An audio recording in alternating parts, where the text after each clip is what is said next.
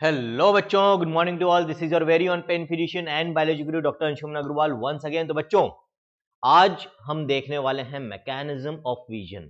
हम ये जो सारी चीजों को देख रहे हैं हमारे आसपास, इतने सारे जो कलर्स देख रहे हैं बच्चों, ये हम कैसे देख पाते हैं, क्या मैकेनिज्म, क्या तरीका होता है, इसके पीछे क्या एक्सप्लेनेशन है बच्चों, वो आज हम देखेंगे। Plus disorders of eyeball, neural control and coordination chapter चल रहा है बच्चों। हमारी नीट बायोलॉजी की प्रिपरेशन धमाधम चल रही है, साथ में एक हमारा एग्जाम है और हमारा टारगेट ये है कि हमें 360 आउट ऑफ 360 अटेन करने हैं बच्चों नीट बायोलॉजी में।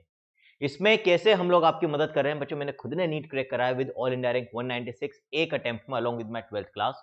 और पिछले 11 सालों से प्रोफेशनली एज ए डॉक्टर तो मैं वर्क कर ही रहा हूं, एमबीबीएस एमडी दोनों करी है बच्चों, लेकिन साथ ही साथ नीट एस्पिरेंट्स को पढ़ा रहा हूं, रेजोनेंस में हेड रह चुका हूं, ई सरल पे हेड रह चुका हूं। तो आपको हम इस तरह से कोशिश करें कि मेरा जितना भी एक्सपीरियंस है, चाहे वो नीट को क्रैक करने का हो, एज ए डॉक्टर हो, एज ए टीचर हो, वो सब आपको यहाँ पर हम डिलीवर कर रहे हैं। सारी चीजें रेडीमेड आपको मिल रही है ताकि आपको नीट बायोलॉजी में किसी तरह की कोई भी प्रॉब्लम नहीं हो, आपकी प्रिपरेशन जो है वो अच्छी हो बच्चों। और आपका जो ड्रीम है डॉक्टर बनने का, वो भी इसी अटेम्प्ट में पूरा हो। भाई जो नीट 23 दे रहे हैं उनका 23 में हो जाए, जिनका पहला अटेम्प्ट 24 है उनका 24 में हो जाए। और इसी तरह से हम जर्नी आगे बढ़ाते रहेंगे, आपकी मदद करते रहेंगे। तो यदि आप भी हमारे साथ मिलकर नीट बायोलॉजी की प्रिपरेशन करना चाहते हैं, 3 काम आपको करने हैं बच्चों। सबसे पहले हमारी जो बायोलॉजी लर्निंग ऐप है, not only for NEET but यहाँ पर जो हम आपको बायोलॉजी पढ़ा रहे हैं बच्चों, इस विजन के साथ पढ़ा रहे हैं कि नीट के अलावा भी वो बच्चे जो आईसीआर दे रहे हैं, सीयूईटी दे रहे हैं, कोई सा भी एग्जाम हो जहां पर बायोलॉजी आती है, वहां पर आप उस पेपर को ऑप्ट कर सकें बिना किसी दिक्कत के बच्चों। धीरे धीरे हम इसको और एक्सपेंड करते जा रहे हैं, चाहे फिर वो बीएससी हो, चाहे वो नेट का एग्जाम हो, चाहे वो 9th-10th की भी साइंस हम बहुत जल्दी इसमें धीरे धीरे इंक्लूड करते जा रहे हैं। तो सारी चीजें आपको इस तरह से कराई जाएगी कि बायोलॉजी जहां भी आएगी आप उसको सॉल्व कर सके बच्चों। ठीक है, तो इस ऐप को डाउनलोड कर लो प्ले स्टोर से, वहां पर अपने आप को एनरोल कर लो, सब्सक्राइब कर लो बच्चों इसको। इसके बाद दूसरा काम क्या करना है, चैनल को सब्सक्राइब कर लो, सोचिंग education by doctor Anshuman Agarwal. और तीसरा काम बच्चों, हमारा टेलीग्राम ग्रुप है जहां पर आप पर्सनली मुझसे डायरेक्टली कनेक्ट हो सकते हैं। उसका लिंक आपको हर वीडियो के डिस्क्रिप्शन में मिल जाएगा हमारे चैनल के ऊपर, वहां से उसको भी ज्वाइन कर सकते हैं आप। ठीक है, तो स्टार्ट करते हैं बच्चों आज का लेक्चर। चलो, तो जो लास्ट लेक्चर था उसमें हम स्ट्रक्चर ऑफ आईबॉल पूरा देख चुके हैं। ये सारे जो हैंड रिटन नोट्स हैं, डायग्राम्स है बच्चों, ये भी आप डाउनलोड कर सकते हो। इससे आपका काम काफी आसान हो जाएगा, प्रिंट आउट निकाल के आप आराम से पढ़ सकते हो। अगेन कहां अवेलेबल है, हमारी ऐप सोचिंग पे।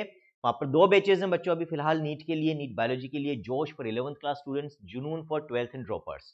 तो आप जिस भी क्लास में हैं अकॉर्डिंगली उस बैच को सब्सक्राइब करने के बाद आप इन नोट्स को भी डाउनलोड कर सकते हो। ये पूरा स्ट्रक्चर अपन ने समझ लिया था बच्चों। इसके जितने भी पॉइंट्स थे ये मैंने आपको सारे समझा दिए थे। ग्लैंड्स कौन सी होती है हमारी, ऐसे एसोसिएटेड लेयर्स कौन कौन सी होती है, स्क्लेरा, कॉर्निया, फिर हमने कोरोइड, सिलेरी बॉडी, आइरिस के बारे में बात करी थी। प्यूपिल के बारे में मैंने आपको बताया था। रेटिना की तीनों लेयर्स हम देख चुके हैं बच्चों। कुछ बुक्स 4 लेयर्स भी मेंशन करती है जिसमें सबसे बाहर की पिगमेंटेड एपिथेलियम होती है, बट क्योंकि एनसीईआरटी ने उसके बारे में बात नहीं करी है, क्वेश्चन नीट में वहीं से आ रहा है बच्चों, तो इसीलिए मैंने भी उसको मेंशन नहीं करा है। लेकिन जस्ट फॉर इन्फॉर्मेशन नॉलेज, यदि आप दूसरे एग्जाम्स भी दे रहे हो, यदि वहां पर कभी आ जाए कि 4 लेयर्स कौन सी रेटिना की, तो रोड्स एंड कॉन्स के बाहर की तरफ आउटर साइड पे एक और लेयर होती है पिगमेंटेड एपिथेलियम, उसको भी आप साथ में याद रख सकते हो बच्चों। फिर अपन ने लास्ट रन पे बच्चों अकोमोडेशन रिफ्लेक्स भी समझा था कि किस तरह से हमारी जो आई है वो डिस्टेंस का एडजस्टमेंट करती है। हम किसी दूर की चीज को देख रहे हैं, अचानक किसी पास की चीज को देखा है ना, या किसी पास की चीज को देख रहे थे, अचानक हम किसी दूसरी जो चीज है जो काफी डिस्टेंस पर है उसको देखने लग गए, तो कैसे वो रैपिड एडजस्टमेंट होता है आंखों का। उसमें 2 चीजें मदद करती है, एक तो हमारे लेंस की इलास्टिसिटी और दूसरा सिलियरी मसल्स का कॉन्ट्रैक्शन एंड रिलैक्सेशन बच्चों। सिलियरी बॉडी ऑलरेडी समझा चुका हूं, उसमें सिर्फ और सिर्फ सर्कुलर मसल्स होती है। जब वो कॉन्ट्रैक्ट होती है बच्चों तो फिर क्या होता है, हमारा जो लेंस वो छोटा और मोटा हो जाता है, कन्वर्जिंग पावर उसकी बढ़ जाती है।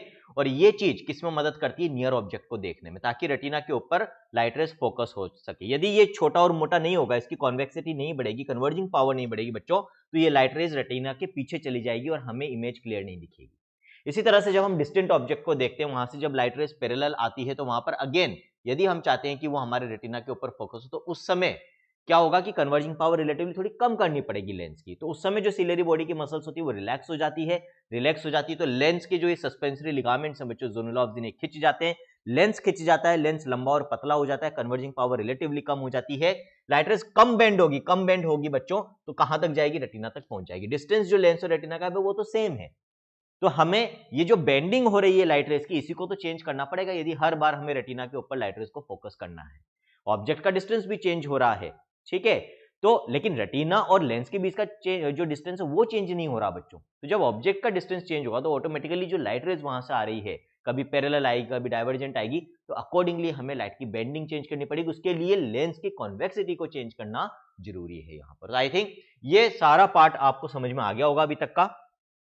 फिर बच्चों ये सारे नोट्स जो कल मैंने आपको समझाए थे उसके भी सारे पॉइंट्स मैंने यहाँ पर लिख रखे हैं। हमने ब्लाइंड स्पॉट के बारे में बात करी थी, फिर हमने मैक्यूला ल्यूटिया और येलो स्पॉट के बारे में बात करी थी, फोविया सेंट्रलिस के बारे में बच्चों अपन ने बात करी थी। वो सारे पॉइंट्स मैंने यहाँ पर लिख दिए हैं। जो ऑलरेडी बच्चे बैचेस में एनरोल्ड हैं, जोश और जुनून, उनको ये नोट्स आज अवेलेबल हो जाएंगे ऐप के ऊपर और आप वहां से इनको डाउनलोड कर सकते हो। आई बॉल के पूरे नोट्स जो 2 लेक्चर्स हमने लिए हैं बच्चों, आज का लेक्चर और जो पिछला लेक्चर था, दोनों में मिला के हमने आई बॉल कंप्लीट करी है। ऐसा एनसीईआरटी से आई बॉल 15 मिनट में खत्म हो जाती है बच्चों, बट आपने देखा होगा लास्ट लेक्चर हमारा 1 घंटे का था और आज का भी ऑलमोस्ट 1 घंटे का, इनफैक्ट हो सकता है उससे भी ज्यादा का हो जाए। तो 2 घंटे में हम ऑलमोस्ट आई बॉल को कंप्लीट कर रहे हैं जो एनसीईआरटी से 15 मिनट में होती है। उसका रीजन यही है, अगेन आई बॉल से भी बाहर से क्वेश्चंस आए हैं। यदि हम 2019 की बात करें बच्चों तो वहां पर भी बाहर से क्वेश्चन था आई बॉल से, ठीक है, 2018 में भी आ गया। तो क्योंकि आई बॉल से लगातार बाहर से क्वेश्चन आए हैं, ईयर से भी आ जाते हैं बच्चों कई बार, तो इनको डिटेल में पढ़ना जरूरी है, ठीक है। और मैंने आपको इतना कंसेप्चुअली आई बॉल पढ़ाया है कि किसी भी एग्जाम में आई बॉल के ऊपर क्वेश्चन आ जाए, जो मैंने आपको पढ़ाया और जो नोट्स यहाँ पर ये गिवन है, इनसे आप इनको कंप्लीटली कोई भी क्वेश्चन हो कंप्लीटली सॉल्व कर सकते हो without any error, with 100% accuracy. इसकी गारंटी मैं दे रहा हूं बच्चों कि जो यहां हम पढ़ लेंगे उससे रिलेटेड टॉपिक्स में आपको कभी कोई दिक्कत नहीं आएगी बच्चों। अब लेंस की बात करें, लेंस ऑलरेडी मैं समझा चुका हूं, बायकॉन्वेक्स स्ट्रक्चर है, क्रिस्टलाइन होता है, ट्रांसपेरेंट होता है, क्रिस्टलाइन प्रोटीन्स का बना होता है बच्चों। और कैसे जुड़ा होता है, सिलेरी बॉडी से जुड़ा होता है with the help of thread like structures जिनको हम जोनुला ऑफ जिन या सस्पेंसरी लिगामेंट्स कहते हैं। ये भी हमने बात कर ली थी। फिर हमने चेंबर्स की बात करी थी बच्चों, aqueous chamber, vitreous chamber. Lens eye ball को 2 चेंबर्स में डिवाइड करता है, लेंस के आगे का एक्वस चेंबर, पीछे का विट्रियस चेंबर। उनमें एक्वस ह्यूमर, विट्रियस ह्यूमर होता है, कैसे होते हैं वो भी मैंने आपको बता दिया, कैसे बनते हैं ये भी मैंने आपको बता दिया। और ग्लोकोमा के बारे में भी हमने वहां पर बात करी थी। ग्लोकोमा वापस से लास्ट में आ जाएगा in the disorders of eye ball आज के लेक्चर में बच्चों। अब यहां से आज हमें आगे पढ़ना है क्या बच्चों, रेटिना, क्योंकि अब हमें मैकेनिज्म ऑफ विजन देखना है। अभी हम क्या पढ़ेंगे कि भाई किस तरह से हमें चीजें दिखती है बच्चों। अब उसको समझने के लिए हमें क्या देखना जरूरी है कि जो रेटिना की लेयर्स है बच्चों, उनमें जो सबसे बाहर की सेल्स होती है, outermost rods and cones, जिनके बारे में हमने पिछली बार बात करी थी बच्चों, वो रोड्स एंड कॉन्स क्या काम करती है, कैसी होती है, ये जानना जरूरी है। उनके अंदर ऐसा क्या होता है जिसकी मदद से हमें देखने में मदद मिलती है, और फिर हम प्रॉपर्ली मैकेनिज्म ऑफ विजन को समझ पाएंगे। मैकेनिज्म ऑफ विजन की यदि मैं बच्चों बात करूं तो एनसीईआरटी ने कुछ भी नहीं समझा रखा है। यदि आप एनसीईआरटी के हिसाब से मैकेनिज्म ऑफ विजन समझोगे तो इनफैक्ट सही ना समझ के एक गलत कंसेप्ट बना लोगे। इसकी गारंटी मैं आपको दे रहा हूं कि एनसीईआरटी ने जिस तरह से मैकेनिज्म को समझाया वो सही कंसेप्ट नहीं है, उससे कहीं ना कहीं बच्चा मिसगाइड होता है जहां तक कंसेप्ट की बात है बच्चों, और बिना कंसेप्ट के लर्निंग पॉसिबल नहीं है।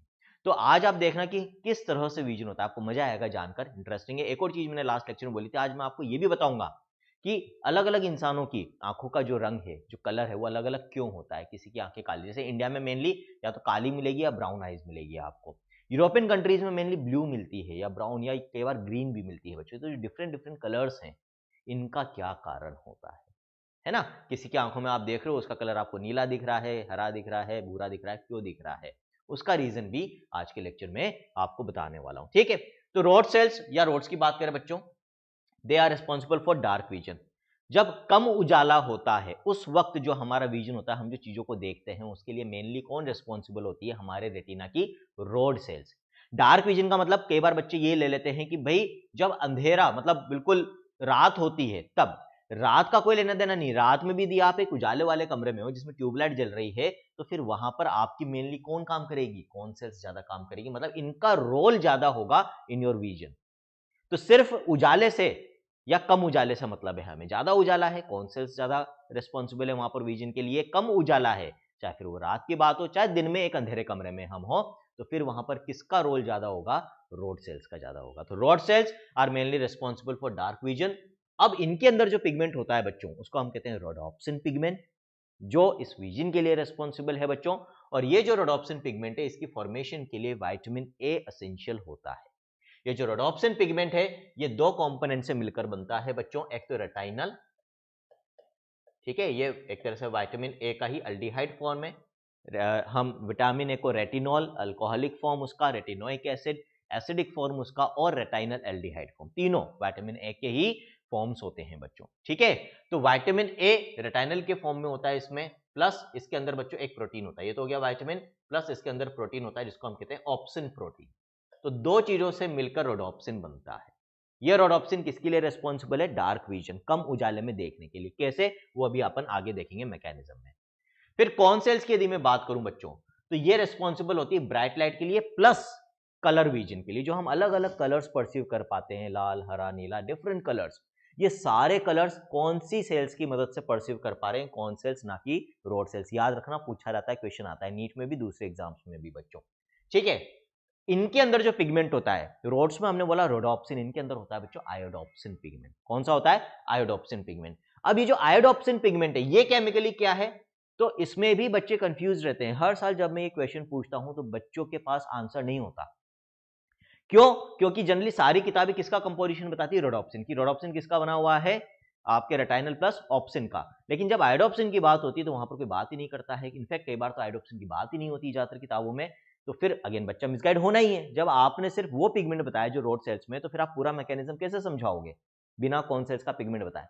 तो बच्चों एक चीज याद रखना, चाहे रोडोप्सिन हो चाहे आयोडोप्सिन हो, केमिकली दोनों सेम है। यस, दोनों ही रेटाइनल प्लस ऑप्सिन के बने हुए होते हैं, बट पिगमेंट्स हैं तो जो वेवलेंथ को ये एब्जॉर्व कर रहे हैं लाइट की, वो अलग अलग है।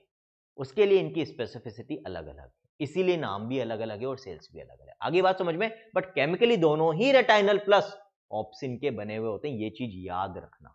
इसमें किसी तरह का कोई डाउट रखने की जरूरत नहीं है, ठीक है। तो आयोडोप्सिन पिगमेंट, और ये भी किसका बना हुआ होगा? ये भी बच्चों इसी चीज का बना हुआ होगा, that is retinal plus obscene. Vitamin A इसके लिए भी जरूरी है। अब बच्चों ये जो कॉर्न सेल्स होती है ये तीन टाइप की होती है। These cone cells are of three types: erythrolabes, chlorolabes and cyanolabes. Erythro word refers to red, chloro refers to green and cyano refers to blue. ये तीन प्राइमरी कलर्स होते हैं बच्चों। प्राइमरी कलर्स क्यों कहते हैं अपन रेड, ग्रीन, ब्लू को? ये तीन वो कलर हैं जिनको अलग अलग प्रोपोर्शन में, रेशियो में, अमाउंट में मिक्स करके आप दुनिया का कोई सा भी कलर बना सकते हो। कोई सा भी कलर बन सकता है इन तीनों कलर की मदद से, and that is why these are called as primary colours. अब देखो कितना तगड़ा सिस्टम दे रखा है ऊपर वाले ने, क्या एडजस्टमेंट करा है ना, क्या कारीगरी है। हम तो मतलब सोच ही नहीं सकते, इसीलिए तो अभी तक हम क्यों क्लोन नहीं कर पा रहे। मतलब क्लोन का मतलब हम एग्जैक्टली आर्टिफिशियल वे में, बायोलॉजिकल क्लोनिंग की मैं बात नहीं कर रहा हूं यहां पर, हम एक इंसान के जैसा बिल्कुल एक मशीनी इंसान आज तक क्यों नहीं बना पाए? क्यों? क्योंकि हमारे अंदर जो चीजें हैं, मुझे नहीं लगता कितनी भी साइंस एडवांस हो जाए एग्जैक्टली हम मशीन के फॉर्म में उसको रेप्लिकेट कर पाएंगे। तो भगवान ने तीन तरह की, ऊपर वाला ने आपको तीन तरह की कॉर्न सेल्स दे रखी है, और इन तीनों कॉर्न सेल्स के अलग अलग रेशियो में स्टिमुलेट होने की वजह से हमें डिफरेंट कलर्स परसीव होते हैं हमारे आसपास बच्चों। जब ये तीनों कॉर्न सेल्स जब ये तीनों कॉर्न सेल्स बराबर रेशियो में, बराबर प्रोपोर्शन में स्टिमुलेट होती है, तो फिर हमें कौन सा कलर परसीव होता है? फिर हमें परसीव होता है व्हाइट कलर, सफेद कलर। तो सफेद कलर कब परसीव होगा बच्चों हमें? जब ये तीनों कॉर्न सेल्स बराबर, रेड, ग्रीन और ब्लू कलर के लिए जो रिस्पॉन्सिबल कॉर्न सेल्स है बच्चों, बराबर प्रोपोर्शन में काम कर रही हो, then we will perceive white colour, हमें सफेद कलर दिखता है। आई बात समझ में? आ रहा है मजा? ये कंसेप्चुअल स्टडी की ताकत होती है कि हमें इंटरेस्ट आएगा पढ़ने में, और जब इंटरेस्ट आएगा तो ऑटोमेटिकली चीजें याद भी जल्दी होगी और याद भी लंबे समय तक रहेगी बच्चों। ठीक, अब आगे बढ़ते हैं। यहां तक सारी बात हो गई। तो मैंने यहां पर लिख रखा है, सारे पॉइंट्स यहां पर मेंशन्ड है बच्चों। When all three types of cones are stimulated in equal proportion then white colour is perceived. तब आपको व्हाइट कलर दिखता है। तीन तरह की कॉर्न्स होती है, ये भी आपसे पूछा जाता है। अब बच्चों मैकेनिज्म ऑफ विजन स्टार्ट करते हैं कि भाई अल्टीमेटली विजन होगा कैसे। उसको समझने के लिए पहले तो हमें यह पता होना चाहिए कि जो लाइट रेज पे किसी भी ऑब्जेक्ट को जब हम देख रहे हैं तो वो क्यों देख पा रहे हैं। इतना तो आप फिजिक्स में, ऑप्टिक्स में भी पढ़ते हो कि उससे जो लाइट रेज हमारी आई में जा रही है बच्चों, वो जब रेटिना पर पहुंचेगी उसके बाद ही इलेक्ट्रिक इंपल्सेस जनरेट होती है, जो हमारे ब्रेन तक जाती है ऑप्टिक नर्व के थ्रू, और फिर हम उस ऑब्जेक्ट को देख पाते हैं। कहने का मतलब ये, किसी भी ऑब्जेक्ट को देखने के लिए उससे आने वाली लाइट रेज, चाहे उससे रिफ्लेक्ट होकर आ रही हो, चाहे वो खुद एमिट कर रहा हो, वो हमारी आई बॉल के अंदर जाना जरूरी है। सबसे इंपॉर्टेंट चीज ये है। और आई बॉल में भी कहां तक पहुंचनी जरूरी है? रेटिना तक। तो वो जो लाइट रेज बाहर से हमारी आईबॉल में एंटर करके रेटिना तक पहुंचती है, वो हमारी आईबॉल के कौन कौन से स्ट्रक्चर्स को क्रॉस करके अल्टीमेटली रेटिना तक पहुंचती है, वो पाथवे आपको पता होना चाहिए। ये जो बीच में स्ट्रक्चर्स आएंगे, ये एग्जैक्टली स्ट्रेट लाइन में लाइट रेज को नहीं क्रॉस होने देते, क्योंकि इन सबकी जो डेंसिटी है बच्चों वो एयर से अलग है। तो कहीं ना कहीं जब एक इंटरफेस से एक एरिया से दूसरे एरिया में, एक मीडियम से दूसरे मीडियम में लाइट रे ट्रांजिट करती है, ट्रेवल करती है, तो वहां पर क्या होगा, bending of light rays, converge भी हो सकती है, कहीं पर डाइवर्ज भी हो सकती है, डिपेंड करेगा कि refractive index of the two media कौन कौन सा है। रिफ्रैक्टिव इंडेक्स आप पढ़ते हो बच्चों, है ना, एक रिलेटिव वैल्यू है जिसको आप पढ़ते हो फिजिक्स के अंदर, जो डेंसिटी ऑफ मीडियम पर डिपेंड करेगी। आगे बात समझ में, तो वो जो रिफ्रैक्टिव मीडिया है हमारी आईबॉल के, जो लाइट रेज को रिफ्रैक्ट करते हुए अल्टीमेटली रेटिना तक पहुंचाते हैं, वो कौन कौन से, ये हमें पता होना चाहिए। मतलब हमें क्या देखना है, pathway of light rays entering eye, हमारी आई में जो लाइट एंटर कर रही है वो कौन सा पाथवे फॉलो करेगी। तो सबसे पहले वो किसको पेनिट्रेट करेगी बच्चों, कॉर्निया को। ऑलरेडी मैं आपको बता चुका हूं कि हमारी आंखों में जो बीच का पार्ट होता है बच्चों, जो कलर्ड पार्ट है, जो आपको किसी में ब्लैक कलर का या ब्राउन कलर का दिखता है, जो anterior most part of eyeball है बच्चों, जो अपन ने स्ट्रक्चर में भी देखा था, ये वाला भाग, इतना भाग बच्चों आगे का, ये कैसा होता है, ये ट्रांसपेरेंट होता है ना। इसको आप ऐसे भी समझ सकते हो बच्चों, थोड़ा सा इजी करने के लिए, कुछ नहीं, एक प्लेन पेपर पे मैंने आई ड्रॉ करी है सिंबॉलिक, तो बीच में, बीचों बीच, एग्जैक्टली गोला तो यहां पर नहीं दिख रहा होगा आपको, थोड़ा सा शेप अलग हो गया, ठीक है, बट ये जो आपको बीच में गोला दिख रहा है ना, यही हमारी आंखों में कलर दिखता है, लेकिन वास्तव में वो कलर फ्रंट में नहीं है। ये जो फ्रंट में स्ट्रक्चर है, मैं ये दिखाना चाह रहा हूं, ये समझाना चाह रहा हूं कि आउटर मोस्ट जो लेयर है हमारी आईबॉल की, उसमें ये एरिया जो हमें वास्तव में बाहर से देखने पे कलर दिखता है, किसी में काला किसी में भूरा, वो एग्जैक्टली ट्रांसपेरेंट है भाई। यहां से तो लाइट रेज पूरी की पूरी अंदर एंटर कर रही है, फिर ये कलर्ड क्यों दिखता है, ये मैं अभी आपको लास्ट में समझाऊंगा, है ना। आज के लेक्चर के लास्ट में इसको भी हम डिस्कस करने वाले हैं, चिंता मत करो। तो इतना तो समझ में आ गया, सबसे पहले कॉर्निया को क्रॉस करेगी, ठीक है, करा कॉर्निया को क्रॉस। कॉर्निया के बाद बच्चों फिर कौन सा चेंबर है, एक्वस चेंबर, और इस एक्वस चेंबर में भी फ्लूइड भरा हुआ है, एक्वस ह्यूमर, तो इसको भी, ये भी एक लिक्विड मीडिया है, इसको भी लाइट रेज क्रॉस कर सकती है, लेकिन बेंडिंग होगी यहां पर भी। तो सबसे पहले कॉर्निया वो रिफ्रैक्शन करेगा, क्योंकि एयर का रिफ्रैक्टिव इंडेक्स और कॉर्निया का रिफ्रैक्टिव इंडेक्स दोनों डेंसिटी अलग अलग है बच्चों, तो यहां पर बेंडिंग ऑफ लाइट रेज होगी। फिर कॉर्निया का रिफ्रैक्टिव इंडेक्स और एक्वस ह्यूमर का रिफ्रैक्टिव इंडेक्स अलग अलग है, अगेन यहां पर बेंडिंग ऑफ लाइट रेज होगी। उसके बाद फिर नेक्स्ट क्या आ रहा है, फिर प्यूपिल, प्यूपिल में तो वही एक्वस ह्यूमर ही भरा हुआ है, बस कुछ नहीं, अपर्चर है। अब ये प्यूपिल क्या है वो भी समझ लो, देखो ये हमारी आईबॉल है ना, फ्रंट में क्या है, कॉर्निया जो ट्रांसपेरेंट है, इसके पीछे मैंने आपको लास्ट टर्न पे ही समझाया था, आइरिस कैसा है, आइरिस ऐसा है। जब साइड से देखते हैं बच्चों अपन, तो देखो साइड से देखने में, अभी आपको समझ में आ जाएगी चीजें जो मैं कल कहना चाह रहा था, ये चीज दिख रही नहीं दिख रही, साइड से दिखने में आपको क्या लगेगा कि भाई ये देखो, साइड से देखने में तो बस ऐसा लग रहा है कि आइरिस में ये जो पर्दा आ रहा है, ये सिर्फ ऊपर से आ रहा है और नीचे से आ रहा है, ये व्यू आपको दे रखा है डायग्राम के अंदर, लेकिन ये सिर्फ ऊपर और नीचे से नहीं आ रहा, ये पूरे सरकमफेरेंस से आ रहा है। तो आइरिस पूरे गोल पर्दे की तरह है, जिसके बीच में यहां पर एक अपर्चर, एक होल है बच्चों, जिसको हम क्या कहते हैं, प्यूपिल, ये प्यूपिल है। और ये आइरिस किसके पीछे है, कॉर्निया के पीछे है, ऐसे, है ना, ये हमारी आईबॉल की आउटर मोस्ट लेयर, जिसमें ट्रांसपेरेंट कॉर्निया और उसके पीछे आपका आइरिस इस तरीके से लोकेटेड है बच्चों, थोड़ा पीछे है उसके। आ रही नहीं आ रही बात समझ में। तो अब ये जो आइरिस है बच्चों, इसमें ये एरिया जो प्यूपिल वाला एरिया है, ये तो लाइट रेज को अंदर जाने देगा, लेकिन ये जो एरिया है बाहर का, आइरिस जो है, पर्दा जो है, अपर्चर तो प्यूपिल है, ये आइरिस है, इसमें मसल्स है बच्चों, दो तरह की मसल्स मैंने बना रखी है, circular and radial, black colour से रेडियल और लाल कलर से सर्कुलर बना रखी बच्चों।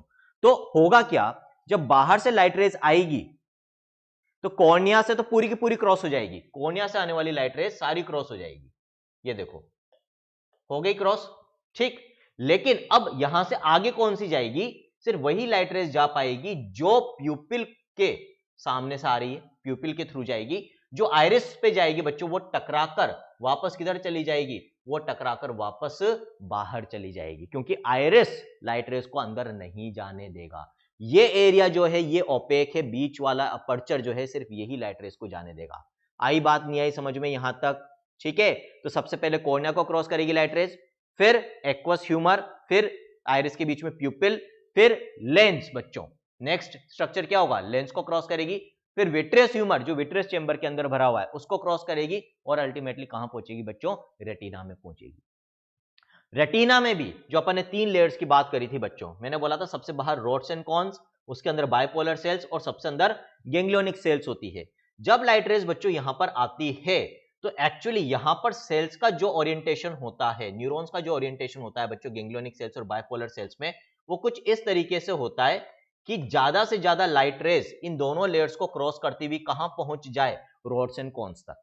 क्योंकि सबसे पहले लाइट रेज कौन रिसीव करेगा, कौन एब्जॉर्व करेगा, रोड्स एंड कॉन्स। और रोड्स एंड कॉन्स तो सबसे बाहर है, लाइट रेज तो भाई इधर से आ रही है, और इधर से जब आएगी तो रेटिना पे सबसे पहले किसको मिलेगी, गैंग्लियोनिक लेयर को। उसके बाद कौन सी लेयर है बाहर, बाइपोलर। सबसे बाहर क्या है, रोड्स एंड कॉन्स। लेकिन एक्चुअली जब तक रोड्स एंड कॉन्स तक लाइट रेज नहीं पहुंचेगी, विजन का मैकेनिज्म चालू ही नहीं होगा। तो भगवान ने, ऊपर वाले ने यह भी अरेंजमेंट दे दिया कि भाई आराम से लाइट रेज गैंग्लियोनिक न्यूरॉन्स और बाइपोलर न्यूरॉन्स को क्रॉस करती हुई कहां पहुंच जाएगी, रोड्स एंड कॉन्स तक पहुंच जाएगी। आई थिंक ये चीज समझ में आ गई होगी। यहां तक समझ में आ गया हो तो फिर हम आगे बढ़ सकते हैं बच्चों, ठीक है। वापस से मैकेनिज्म पे आ जाते हैं, इस डायग्राम को छोड़ के हम।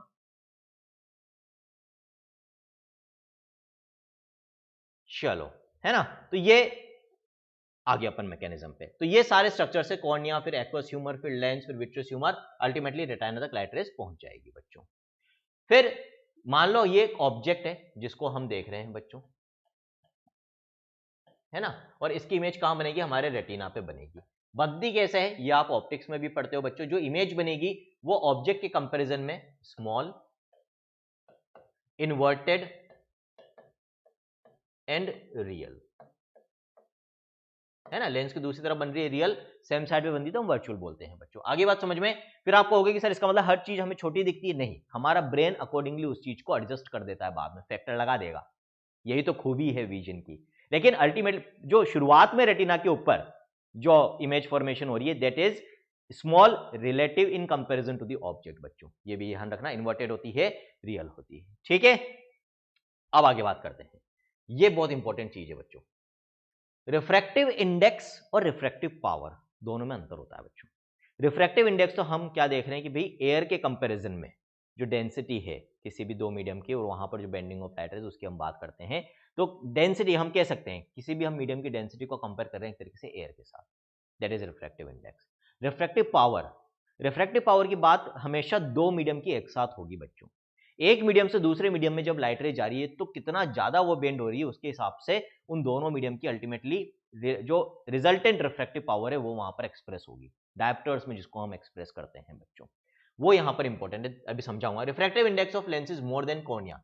देखो जो स्ट्रक्चर्स हैं उनमें यदि हम लेंस के रिफ्रैक्टिव इंडेक्स की बात करें तो लेंस का रिफ्रैक्टिव इंडेक्स ज्यादा होता है, करीब करीब 1.42 से 1.45 के आसपास होता है बच्चों, है ना। देखा जाए तो मतलब ये डेंसर मीडियम है इन कंपैरिजन टू कॉर्निया।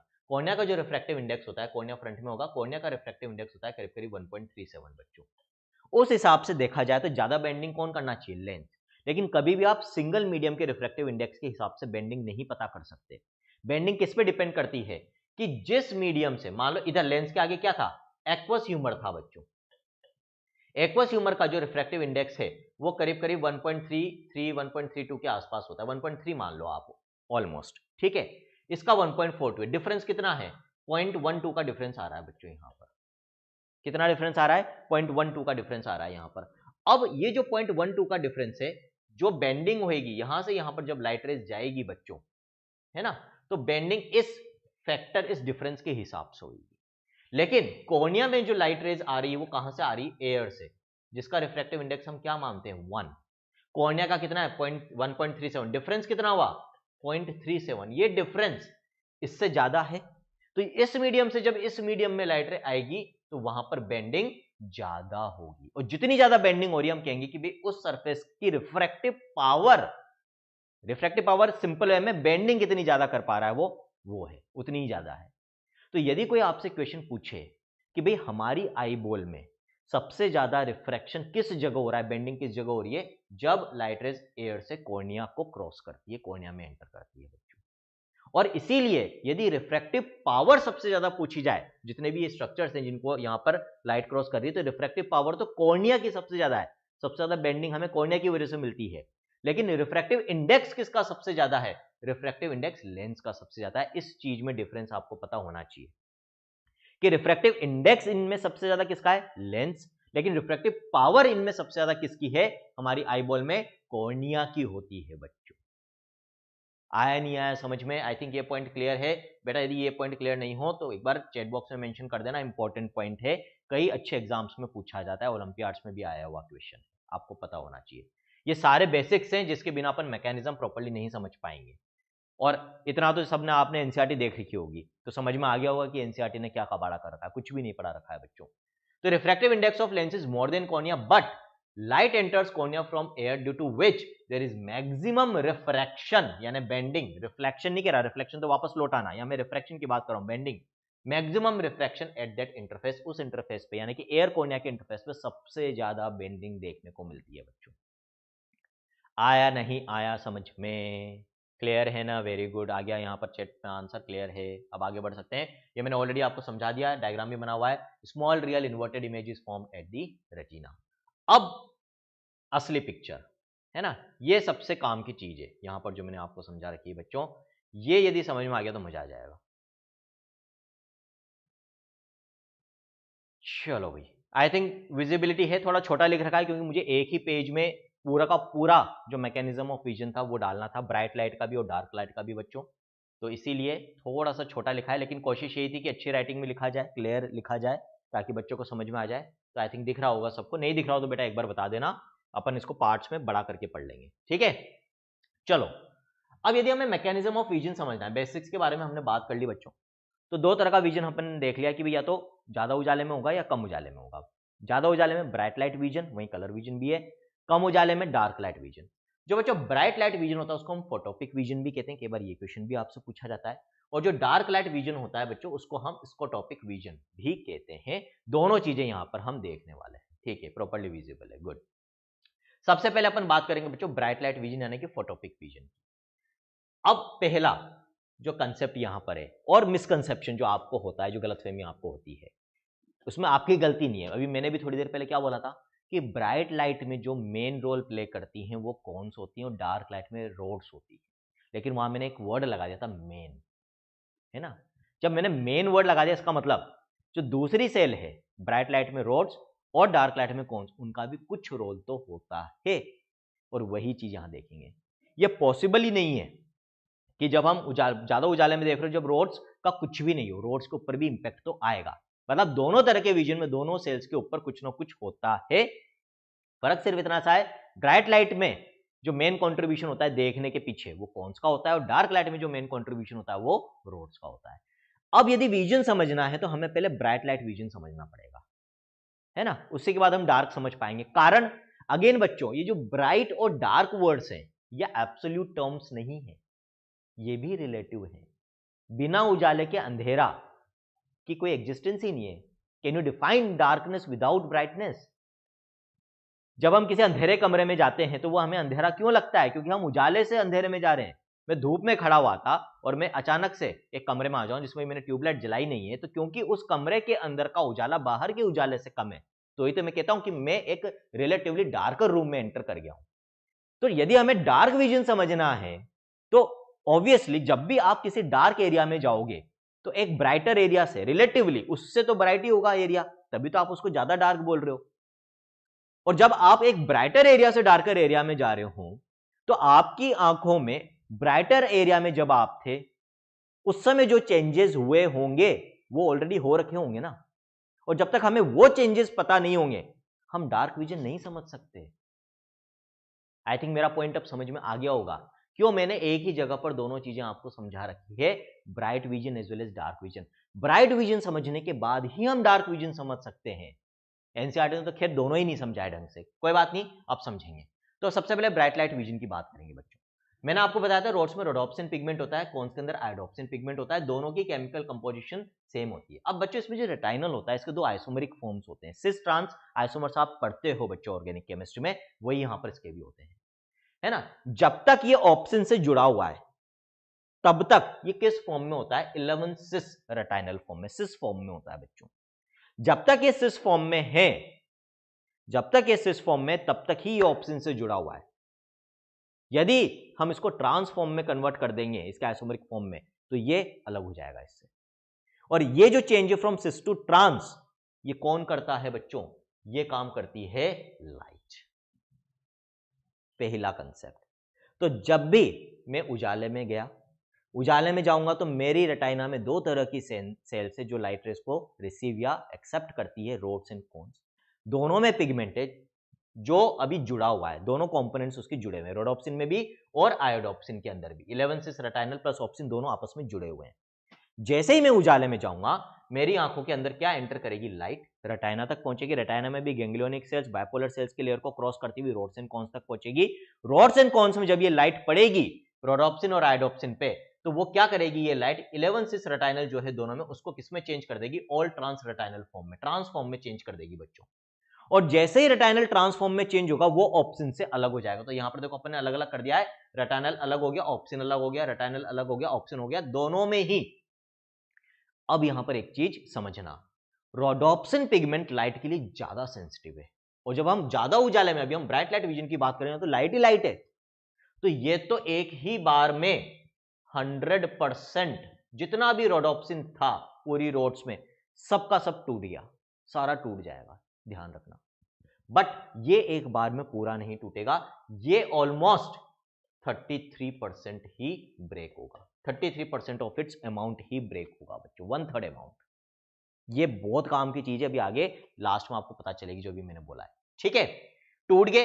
ये जो यहां पर पिगमेंट्स टूटते हैं, इसको हम कहते हैं ब्लीचिंग ऑफ पिगमेंट्स। याद रखना, ब्लीचिंग ऑफ पिगमेंट्स। टूटने के बाद बच्चों, अब आपको जो बहुत ज्यादा डिटेल्ड मैकेनिज्म है वो आप एमबीबीएस में पढ़ोगे आगे, या फिर आप बायोलॉजी ओलंपियाड्स की तैयारी करो, वहां फिर भी जरूरत होती है। कैम्बेल एक बुक है बच्चों, यदि आप ओलंपियाड्स वगैरह की तैयारी करो या आपको बायोलॉजी बहुत अच्छे से डिटेल में पढ़नी है, बहुत अच्छी बुक है, उसको भी आप रेफर कर सकते हो। ठीक है, तो वहां पर जरूरत होती है उस सारी डिटेल की। अभी सिर्फ आपकी काम की चीजें मैं बता रहा हूं, जिससे नीट, सीयूईटी, आईसीएआर, इनमें किसी जितने भी एग्जाम आप 12th के लेवल पे देते हो बच्चों, कोई सा भी एग्जाम दे लो, है ना, वो तो सब निकल जाएंगे, नेट में भी निकल जाएगा आपके सारे क्वेश्चंस। ठीक, तो ऑप्शन की अंदर जैसे ये ब्रेक होता है, तो ऑप्शन के अंदर कुछ ऐसे केमिकल चेंजेस होंगे, या कुछ ये ऐसे केमिकल चेंजेस को इनिशिएट करेगा ऑप्शन, जिसकी वजह से क्या होगा बच्चों? ये जो 3 लेयर्स थी रेटिना की, अभी अपन ने 3 लेयर्स की बात करी थी, सबसे बाहर रॉड्स एंड कॉन्स है बच्चों, उसके बाद फिर बाइपोलर सेल्स है, उसके बाद गैंग्लियोनिक सेल्स है। मैंने क्या बोला था? ये सब मॉडिफाइड न्यूरॉन्स है। न्यूरॉन्स है तो इसका मतलब क्या है? सबके बीच में यहां पर क्या बन रहा होगा? Synapse. Rods and cones bipolar cells के साथ साइनेप्स बनाएगी, और बाइपोलर सेल्स किसके साथ साइनेप्स बनाएगी बच्चों? गैंग्लियोनिक सेल्स के साथ। ये जो यहां पर ब्रेक हुए हैं पिगमेंट्स, इनकी वजह से क्या होगा? Electrochemical changes, chemical changes, neurotransmitters का रिलीज होगा रोड्स एंड कॉन्स से। यहां पर जो न्यूरोट्रांसमीटर इन्वॉल्व होता है बच्चों मैकेनिज्म ऑफ विजन में, ये जो साइनेप्सेस है यहां पर बिटवीन रोड्स एंड कॉन्स और बाइपोलर के बीच में, बाइपोलर और गैंग्लियोनिक सेल्स के बीच में, यहां पर जो मेन न्यूरोट्रांसमीटर रोल प्ले करता है, एक तो ये आपसे पूछा जा सकता है, आपको सिर्फ नाम याद रखना है, ग्लूटामिक एसिड या ग्लूटामेट। यहां पर ये मेन न्यूरोट्रांसमीटर होता है जो इन सेल्स के साइनेप्सिस पे रिलीज होता है, और इसकी वजह से क्या होगा? Electrical change. या तो अपन ऑलरेडी नर्व फिजियोलॉजी पढ़ चुके हैं, हाइपरपोलराइजेशन, रिपोलराइजेशन, डीपोलराइजेशन सब पढ़ा चुका हूं बच्चों में। तो रॉड्स एंड कॉन्स जो साइनेप्सिस बनाती है बाइपोलर सेल्स पे, उस लेवल पे ग्लूटामेट रिलीज होता है, और उसकी वजह से एक चीज याद रखना, जब भी लाइट पड़ेगी तो रॉड्स एंड कॉन्स में जो चेंजेस हुए हैं, जो न्यूरोट्रांसमीटर रिलीज हुआ, उसके बाद अब जो नेक्स्ट लेयर ऑफ न्यूरॉन्स है बाइपोलर न्यूरॉन्स की, उसमें दोनों तरह के चेंजेस देखने को मिलेंगे। कुछ बाइपोलर सेल्स या न्यूरॉन्स तो हाइपरपोलराइज होंगे, लेकिन कुछ बाइपोलर सेल्स या न्यूरॉन्स डीपोलराइज होंगे। आ रही बात समझ में? जो हाइपरपोलराइज होंगे उनमें इलेक्ट्रिक इंपल्स जनरेट नहीं होगी, लेकिन जो डीपोलराइज होंगे उनमें इलेक्ट्रिक इंपल्स जनरेट होगी। फिर बाइपोलर सेल्स अगेन जो डीपोलराइज हो रही है वो न्यूरोट्रांसमीटर रिलीज करेगी, और वो किसके साथ साइनेप्स बना रही है? बाइपोलर सेल्स गैंग्लियोनिक न्यूरॉन्स के साथ बच्चों। तो गैंग्लियोनिक न्यूरॉन्स पे जब न्यूरोट्रांसमीटर एक्ट करेगा, तो अब गैंग्लियोनिक न्यूरॉन्स तो डीपोलर, यहां पर इस लेवल पे गैंग्लियोनिक न्यूरॉन्स के लेवल पे डीपोलराइजेशन होता है बच्चों। और डीपोलराइजेशन का मतलब मैं ऑलरेडी बता चुका हूं, इलेक्ट्रिक इंपल्स का जनरेशन। तो गैंग्लियोनिक न्यूरॉन्स में क्या जनरेट होगी बच्चों? इलेक्ट्रिक इंपल्स जनरेट होगी। और जब यहां पर इलेक्ट्रिक इंपल्स जनरेट होगी, तो ये भी हम ऑलरेडी पढ़ चुके हैं लास्ट लेक्चर में, स्ट्रक्चर ऑफ आई बॉल में। ये जो गैंग्लियोनिक न्यूरॉन्स है, इन्हीं के सारे एक्सॉन्स मिलकर आई बॉल की वॉल को पेनिट्रेट करके पीछे की तरफ निकलते हैं, और इन्हीं का बंडल कलेक्शन क्या कहलाता है? Optic nerve.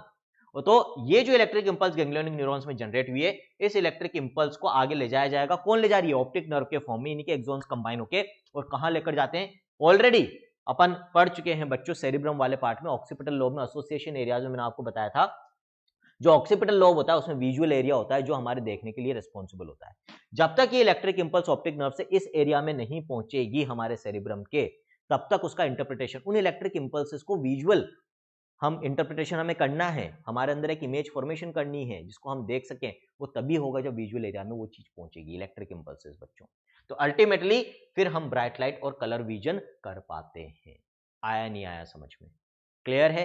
अब जो मैंने अभी बोला था लास्ट में, ये चीज बहुत काम की है, 100% एंड 33%, वो समझ लो, है ना। देखो मेरा सिंपल सा सवाल है, मैंने क्या बोला, इतना तो कुछ नहीं, यदि नहीं भी समझ में आया तो इतना तो समझ में आ गया होगा कि यदि हमें किसी चीज को देखना है तो उसके लिए इन पिगमेंट्स का टूटना जरूरी है, क्योंकि टूटने के बाद ही ये सारी चीजें हो रही है ना। टूटने के बाद इलेक्ट्रोकेमिकल चेंजेस स्टिमुलेट हुए, जिसकी वजह से अल्टीमेटली गैंग्लियोनिक सेल्स के अंदर एक इलेक्ट्रिक इंपल्स जनरेट हुई, जिसको ऑप्टिक नर्व हमारे ब्रेन तक लेकर जाती है। इतना तो सबको समझ में आ गया। यदि ये पिगमेंट्स लाइट की वजह से नहीं टूटते तो हम देख ही नहीं सकते। चलो सही है, टूट गए साहब। एक बार टूटने से हमने किसी चीज को देख लिया, हमारे सामने कोई खूबसूरत सी चीज आई, हमने उसको देखा। क्यों देखा? क्योंकि उससे आने वाली लाइट रेज ने हमारे पिगमेंट्स को तोड़ दिया। अब दूसरे मोमेंट में, दूसरे क्षण में, एक मोमेंट में तो आपने उस पहले मोमेंट में तो आपने पिगमेंट्स के टूटने की वजह से उसको देख लिया। अब दूसरे मोमेंट में देखने के लिए अगेन पिगमेंट्स का टूटना जरूरी है, और टूटने के लिए बने हुए पिगमेंट का होना जरूरी है। आई बात समझ में? रोडोप्सिन एक ही बार में कितना टूट गया? 100%। इसका मतलब अब जब तक हम जैसे ही हम ब्राइट लाइट में जाएंगे, रोडोप्सिन तो एक बार में पूरा टूट गया। फर्स्ट विजन में उसका कुछ रोल था, अब आगे कोई रोल नहीं है। क्यों? क्योंकि अब बना हुआ रोडोप्सिन नहीं है, और लाइट इतनी ज्यादा है। ये वापस से कब बनते हैं? जब लाइट इंटेंसिटी थोड़ी कम हो। लाइट इतनी ज्यादा है और रोडोप्सिन की सेंसिटिविटी क्योंकि आयोडोप्सिन से बहुत ज्यादा होती है लाइट के लिए, तो इतनी ब्राइट लाइट में ये अपने आप को रीफॉर्म नहीं कर पाएगा। एक बार टूट गया जो टूट गया। तो एक मोमेंट के बाद दूसरे मोमेंट में, दूसरे विजन साइकिल में अब इसका कोई रोल नहीं है, क्योंकि ये पूरा टूटा हुआ है। ठीक है, लेकिन मैंने क्या बोला, आयोडोप्सिन की क्योंकि लाइट सेंसिटिविटी कम होती है, तो ब्राइट लाइट में भी एक बार में ये 100% नहीं टूटेगा, इसका कुछ फ्रैक्शन टूटेगा। वो डिपेंड करेगा लाइट इंटेंसिटी पे। इसका मतलब क्या है? यदि 33% एक बार में टूटा है, तो अभी भी ऑलमोस्ट 67% बना हुआ है, रखा हुआ है। वो पहले मोमेंट में, पहली विजन साइकिल में 1/3 टूटा, विजन हो गया। अब दूसरी साइकिल में अगला 1/3 टूटेगा, नेक्स्ट 1/3, अभी और 1/3 बना हुआ रखा हुआ है। और जितने में वो सेकंड 1/3 टूट रहा है, जो पहला 1/3 है वो वापस से अपने आप को रीसिंथेसाइज करना चालू कर देगा, वापस से अपने आप को जोड़ना चालू कर देगा। तीसरे मोमेंट में तीसरा 1/3 टूटेगा, तब तक पहला 1/3 अपने आप को रीसिंथेसाइज कर चुका होगा, सेकंड वाला अपने आप को रीसिंथेसाइज कर रहा होगा। इस तरह से हमारा कंटिन्यूअस विजन चलता रहता। नहीं तो क्या होता? उजाला अंधेरा, उजाला अंधेरा, उजाला अंधेरा। मतलब एक बार देखने के बाद आपका एक ऐसा फेज आता है जिसमें आप नहीं देख पा रहे हो, उस समय पिगमेंट अपने आप को जोड़ता, फिर आप वापस से देख पाते। यदि एक बार में दोनों पिगमेंट्स 100% टूट जाते तो। लेकिन ऊपर वाले ने ऐसा नहीं किया, ताकि आप चीजों को कंटिन्यूअसली देख पाओ, बीच बीच में ब्रेक नहीं आए, कमर्शियल एड नहीं आए। आगे ये बात समझ में? मेरे ख्याल से सारी चीजें क्लियर हो गई होगी। यदि बेटा कोई भी डाउट हो बता सकते हो, है ना। मुझे लगता है इससे सिंपल वे में, लेकिन इतना डिटेल्ड और कंसेप्चुअल वे में विजन शायद मैंने अभी तक कोई एक्सप्लेनेशन किसी भी प्लेटफॉर्म पे नहीं देखा है बेटा। और इसीलिए जानबूझ के, मतलब स्पेसिफिकली, क्योंकि मुझे था कि भाई ये टॉपिक क्योंकि किसी ने प्रॉपर्ली नहीं समझा रखा है, तो आप तक एक सही इन्फॉर्मेशन, एक अच्छी इन्फॉर्मेशन पहुंचे। बहुत मेहनत करके चीजें बनाकर लेकर आया हूं बच्चों, क्योंकि मेरे साथ चैलेंज, सबसे बड़ा चैलेंज ये नहीं है कि मुझे आपको समझाना है, सबसे बड़ा चैलेंज ये है कि कैसे मैं कम से कम चीजों में, सब सिंपल से सिंपल वे में ज्यादा से ज्यादा चीजें आपको दे सकूं, कि चीजें आपके लिए कॉम्प्लिकेटेड नहीं बने, है ना। ये बहुत कॉम्प्लिकेटेड प्रोसेस है, इसको सिंप्लीफाई करके कंसेप्चुअली समझाना सबसे बड़ा चैलेंज था। तो यदि समझ में आ गया होगा तो आई थिंक मेरे लिए बहुत बड़ा अचीवमेंट है ना। थैंक यू बेटा। चलो समझ में आ गया। ये अब याद रखो, मैं ब्राइट लाइट में था, मेरा रोडोप्सिन पूरा टूटा हुआ है, ध्यान रखना। आयोडोप्सिन पार्शियली टूटा हुआ है, कुछ बना हुआ है, कुछ टूटा हुआ है। अब यहां से मैं कहां एंटर कर रहा हूं? एक डार्क एरिया में, एक डार्क रूम में एंटर कर रहा हूं, जिसमें उजाला नहीं है ना। ब्राइट से डार्क में एंटर कर रहा हूं। अब आपने एक चीज नोटिस करी होगी, जब भी हम उजाले से एक अंधेरे कमरे में जाते हैं, कुछ समय के लिए हम ऑलमोस्ट अंधे हो जाते हैं, we almost get completely blind, totally blind, है ना। लेकिन ज्यादा समय तक नहीं, फिर आपने देखा होगा धीरे धीरे धीरे धीरे पहले आपको कुछ बड़ी चीजें दिखनी चालू होती है रूम में, और 5 से 10 मिनट के बाद आपको छोटी छोटी डिटेल्स भी थोड़ी दिखने लग जाती है, चाहे कलर परसेप्शन नहीं होगा, लेकिन हाँ छोटे ऑब्जेक्ट्स भी आपको दिखने लग जाएंगे। जैसे आप बिल्कुल अंधेरे कमरे में गए, चाहते तो बिल्कुल ब्लाइंड, आप टेबल से भी टकरा जाते हो, लेकिन 2 से 3 मिनट बाद आपको टेबल टेबल है, बेड है, वॉल्स है, ये बड़ी बड़ी चीजें तो दिखने लग जाती है। फिर अगले 2-3 मिनट बाद और आप देखेंगे आपको घड़ी भी दिखने लग जाएगी, है ना, टेबल पे भी कोई चीज रखी तो वो भी दिखने लग जाएगी। तो धीरे धीरे धीरे धीरे विजन आता है जब हम डार्क में जाते हैं। तो ब्राइटर एरिया से डार्क एरिया में जाने के बाद ये जो हमारी आई को एडजस्ट करने में, अडॉप्ट करने में समय लग रहा है, इस समय को हम बेटा क्या बोलते हैं? इस समय को हम बोलते हैं, इस समय को हम बोलते हैं डार्क अडप्टेशन टाइम। क्या बोला जाता है इस समय को? Dark adaptation time. और ये जो डार्क अडप्टेशन टाइम होता है ये करीब करीब कितना होता है? 5 से 10 मिनट का होता है बच्चों।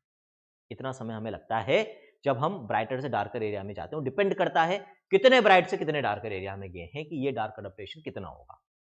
जितना ज्यादा ट्रांजिशन, जितनी ज्यादा वेरिएबिलिटी होगी ब्राइटर टू डार्कर, उतना ही ज्यादा आपका डार्क अडप्टेशन टाइम होता है। कई बार आप देखते हैं कि बहुत कम डिफरेंस है तो आप 30 सेकंड 1 मिनट बाद ही देखने लग जाएंगे। क्यों? उस पर डिपेंड करेगा, जितना ज्यादा कम वेरिएशन या कितने कम लाइटर से आप कम डार्कर में जाएंगे बच्चों, तो फिर वहां पर क्या होगा? रोडोप्सिन 100% नहीं टूटा हुआ होगा, कुछ बना हुआ भी होगा। ठीक है, अभी हमें क्यों टाइम लग रहा है? जाते ही हम टोटली ब्लाइंड क्यों हैं? क्योंकि बहुत ज्यादा ब्राइटर एरिया से डार्कर एरिया में गए तो हमारा पूरा रोडोप्सिन टूटा हुआ था। और डार्क एरिया में एक्चुअली जो सेंसिटिविटी होती है वो मेनली रोडोप्सिन की होती है, क्योंकि लाइट बहुत कम है। मैंने आपको ये बताया रोडोप्सिन ज्यादा सेंसिटिव इन कंपैरिजन टू आयोडोप्सिन।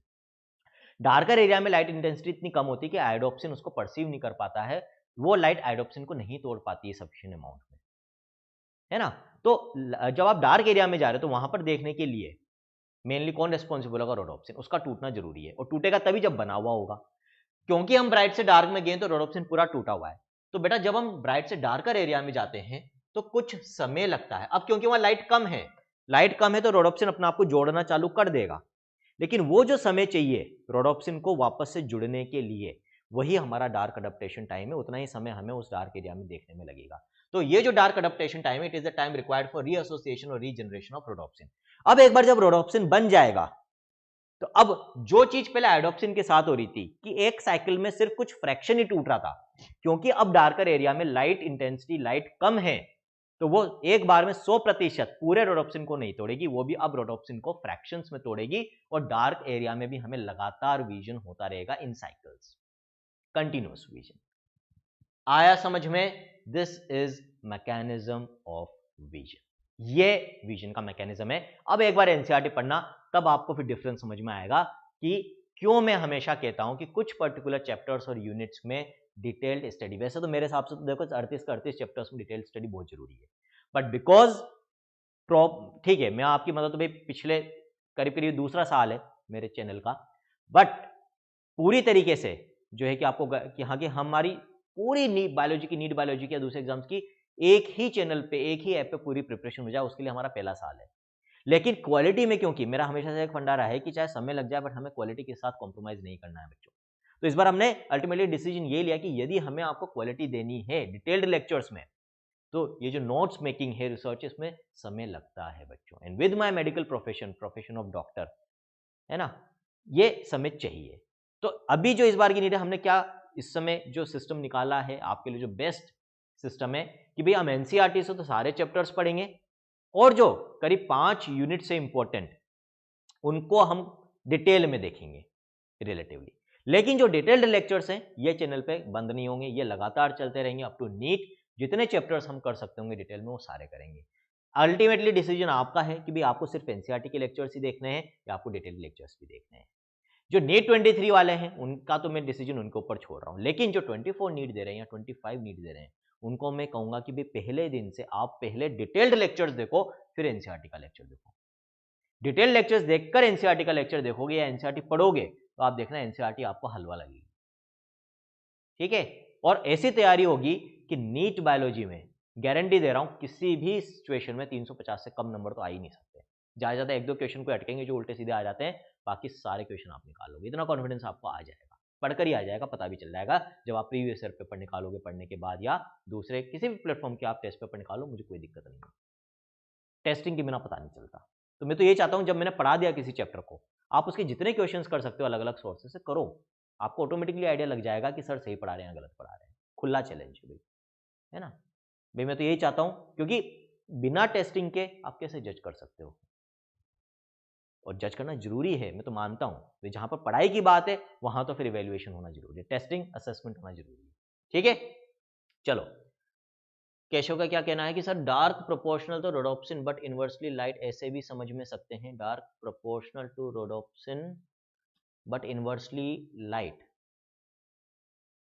मतलब कह सकते हो, है ना। डार्क अडप्टेशन टाइम की कह रहे हो मतलब आप, शायद रोडोप्सिन जितना ज्यादा बना हुआ होगा डार्क अडप्टेशन टाइम उतना ही कम होगा, है ना। इस तरह से आई थिंक आप कहना चाह रहे हो, पूछना चाह रहे हो। तो यदि आप यही कहना चाह रहे हो तो वो चीज सही है। ठीक है, आ गया भाई मैकेनिज्म समझ में। यहाँ पे मैंने एक नोट डाल रखा है, याद रखना रोडोप्सिन की सेंसिटिविटी लाइट के लिए ज्यादा होती है इन कंपैरिजन टू आयोडोप्सिन। ये भी कई बार आपसे असर्शन रीजन के क्वेश्चंस में इस तरह की चीजों में आ जाता है। तो ये बात हो गई मैकेनिज्म ऑफ विजन। अब हम बात करेंगे बच्चों किसकी, डिसऑर्डर्स की। वैसे तो मैंने प्लान करा था कि ये जो आज और कल का जो लेक्चर था, कल जो हमने ले लिया और आज का था, इसमें हम आई और ईयर दोनों कंप्लीट करेंगे।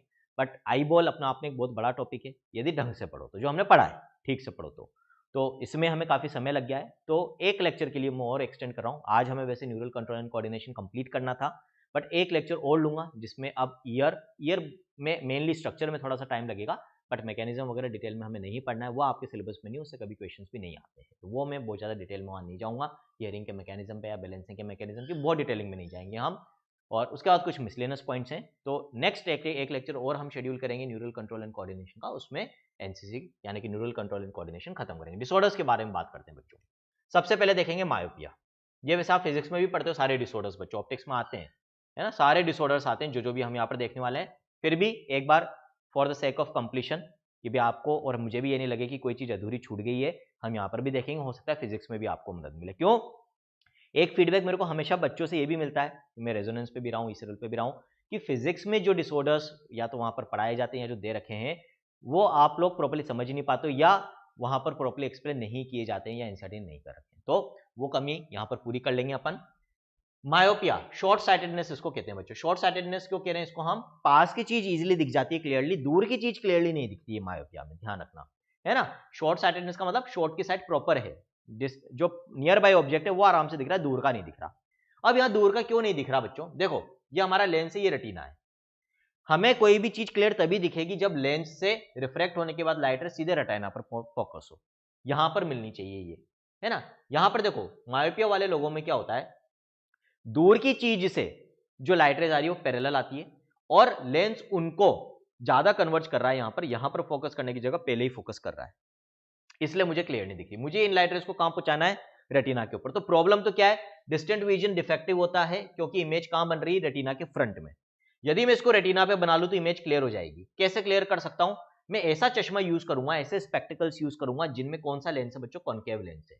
कॉन्केव लेंस हमें पता है डाइवर्जिंग लेंस होता है, फैलाता है लाइट रेज को। वो क्या करेगा, जो पैरेलल लाइट रेज आ रही थी उनको पहले डाइवर्ट कर देगा, ठीक है, डाइवर्ज नॉट डाइवर्ट, डाइवर्ज कर देगा, फैला देगा, ठीक है। अब डाइवर्ज होके जब लाइट रेज लेंस के पास जाएगी तो वो उनको इतनी जल्दी यहां पर कन्वर्ज नहीं होगी, अब वो थोड़ा दूर कन्वर्ज होगी, क्योंकि अब फैली हुई आ रही है इसके पास, इसकी कन्वर्जिंग पावर तो उतनी ही है, सीधी आती तो यही कन्वर्ज हो जाती, फैलती हुई आ रही है तो थोड़ी दूर जाकर कन्वर्ज होगी, और दूर जाकर कहां कन्वर्ज होगी, हम इस लेंस की पावर उस हिसाब से लेंगे कि उतना ही डाइवर्जेंस यहां पर हो कि अल्टीमेटली लेंस के साथ मिलकर वो इनको कहां पर फोकस कर दे, रेटिना के ऊपर फोकस कर दे। इस तरह से कॉन्वेक्स लेंस का स्पेक्स यानी कि चश्मा पहनने से हमें क्लियर दिखने लग जाएगा। आ गया समझ में, हो गया आसान मायोपिया। मेरे ख्याल से अब इससे आसान मायोपिया हो नहीं सकता, अपन ने समझ लिया क्या। इसका जस्ट उल्टा हाइपरमेट्रोपिया, अब उसमें डायग्राम की जरूरत नहीं है।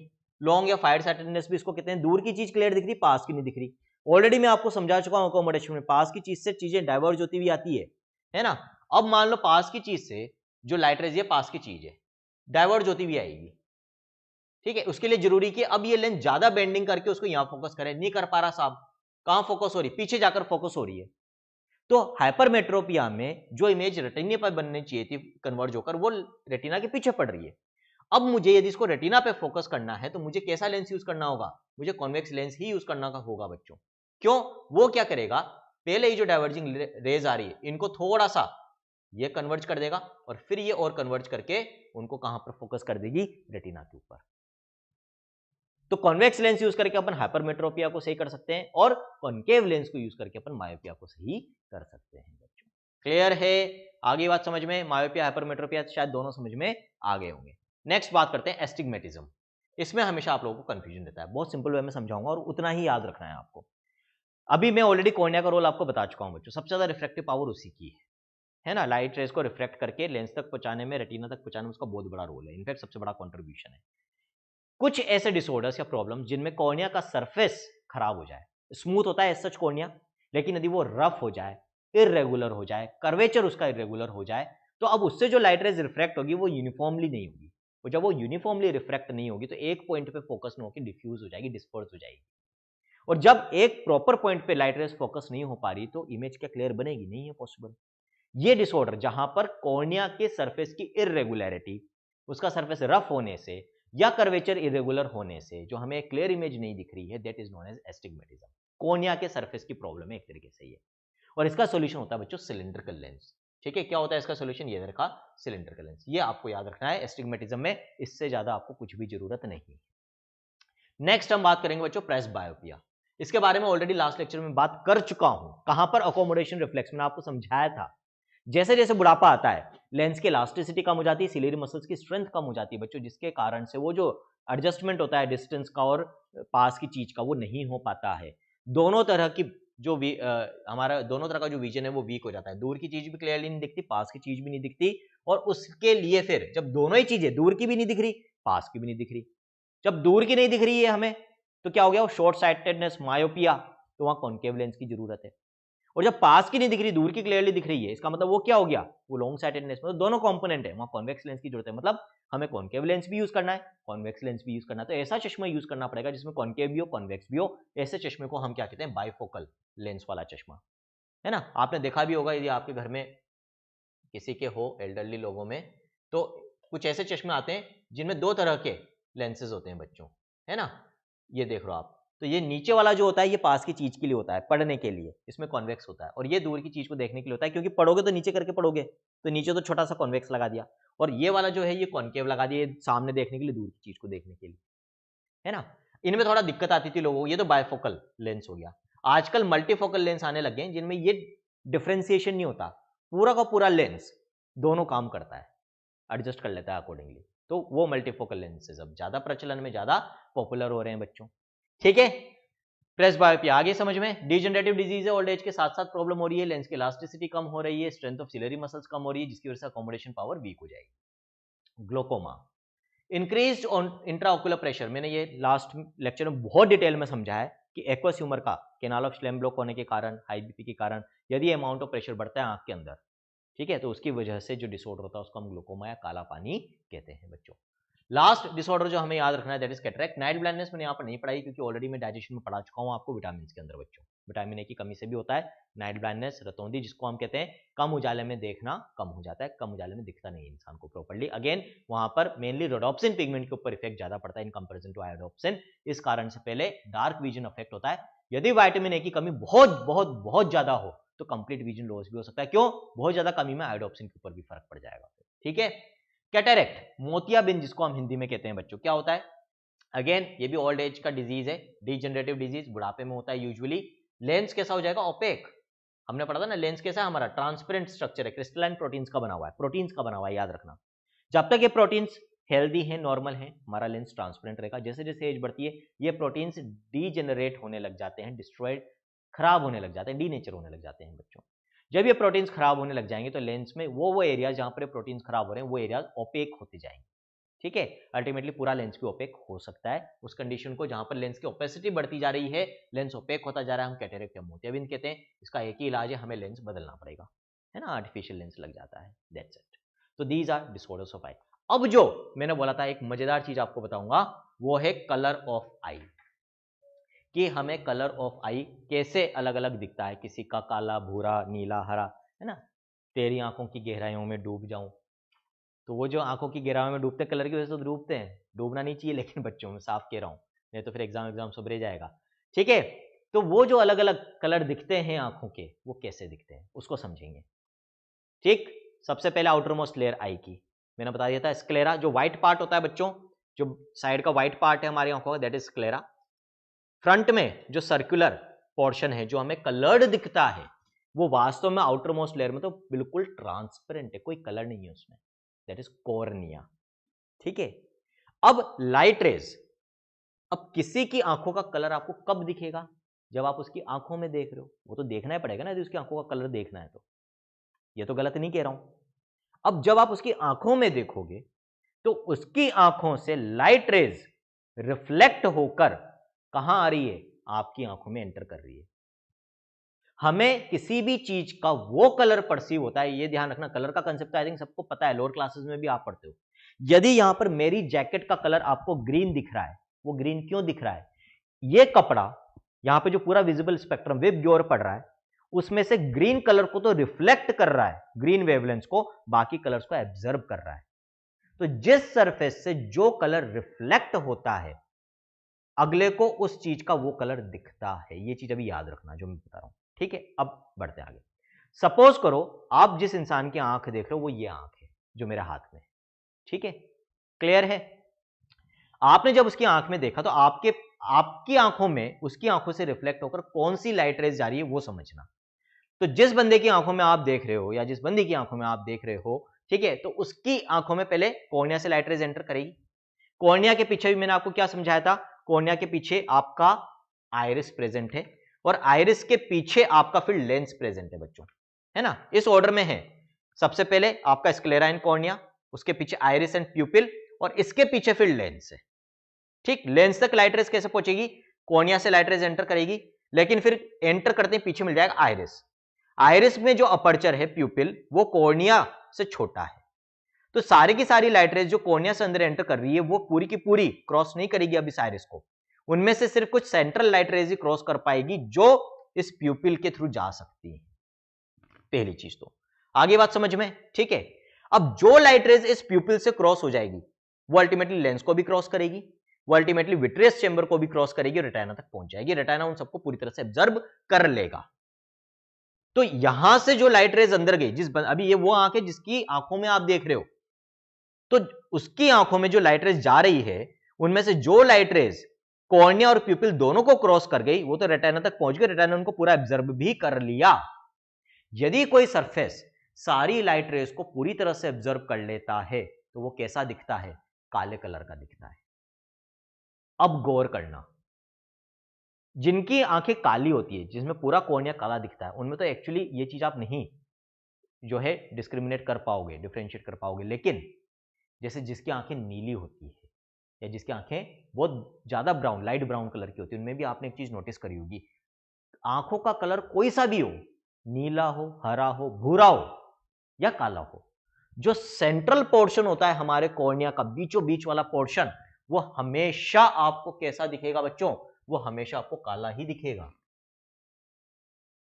आई थिंक समझ में आ रहा होगा अब मैं जो समझाना चाह रहा हूं, धीरे धीरे, है ना? मान लो ये आंख है, ठीक, ये कॉर्निया है। किसी की भी आंख देख लो, कोई सा भी कलर हो कॉर्निया का, सेंट्रल पोर्शन हमेशा ब्लैक ही दिखेगा। वो ब्लैक क्यों दिख रहा है? क्योंकि उसके सेंट्रल पोर्शन ऑफ कॉर्निया से कोई भी लाइट रिफ्लेक्ट होकर आपकी आंख में गई ही नहीं, क्योंकि उसकी आंखों में जो लाइट रेज गई थी सेंट्रल पोर्शन से कॉर्निया और प्यूपिल दोनों को क्रॉस करके रेटिना तक पहुंच गई, रेटिना ने पूरा ऑब्जर्व कर लिया। लेकिन उस बंदे की आंखों से, जिसमें आप देख रहे हो, जिसकी आंखों में होगा क्या? कॉर्निया से जो लाइट रेज गई बच्चों, उनमें से जो कॉर्निया के पीछे जाकर आइरिस से टकराएगी, आइरिस से टकराएगी ना, इस एरिया से तो टकराएगी, वो रिफ्लेक्ट होकर वापस बाहर निकलेगी और वो अब आपकी आंखों के अंदर जाएगी और आपके रेटिना तक पहुंचेगी और आप वही कलर परसीव करोगे जिन वेवलेंथ को, जिन कलर की लाइट रेज को ये आइरिस की लेयर रिफ्लेक्ट बैक करेगी। और ऑलरेडी लास्ट लेक्चर में बता चुका हूं, ये जो बीच वाली लेयर होती है vascular tunica, choroid, ciliary body and iris, ये पिगमेंटेड लेयर होती है, इसमें मेलेनिन पिगमेंट्स होते हैं जो अलग अलग वेवलेंथ के लिए सेंसिटिव होते हैं बच्चों। अब इंडिया की बात करें तो ज्यादातर लोगों का जो आइरिस में मेलेनिन पिगमेंट होता है वो सारी लाइट रेज को ऑब्जर्व कर लेता है। तो इसीलिए हमारे अंदर पूरा का पूरा कॉर्निया कैसा दिखता है? ज्यादातर लोगों के अंदर काला। लेकिन कुछ लोग इंडिया में ऐसे भी हैं जिनका आइरिस ब्राउन वेवलेंथ को रिफ्लेक्ट कर देता है, बाकी सबको ऑब्जर्व कर लेता है। तो फिर उनका ये जो साइड वाला पोर्शन होता है ये हमें कैसा दिखता है बच्चों? ये हमें ब्राउन दिखता है। लेकिन अगेन जो सेंट्रल पोर्शन है वो तो हमें कैसा दिखेगा, वो तो हमें काला ही दिखेगा। आ रही नहीं आ रही बात समझ में?